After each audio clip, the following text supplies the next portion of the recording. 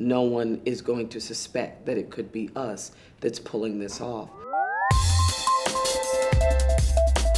What I loved about the movie overall, and what I felt like it really answered, is I love the way they chose to take care of themselves. That they didn't fall down into the grave and just die. That they made a choice that they were gonna rise like a phoenix from the ashes. And maybe not in a way that's nice and pretty. Maybe that's in a way that's just as brutal as the men, but you know what? You have to do what is at your hand to do. I love the fact that McQueen and Gillian decided to take an approach to showing what the intention of feminine soft power really, truly comes down to.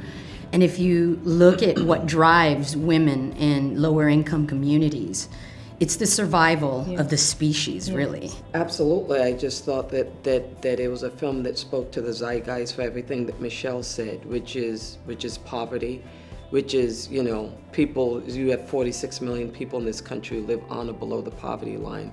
That's making $20,000 a year or less with 2 kids in the house. And what you have to do in desperate situations to put food on the table.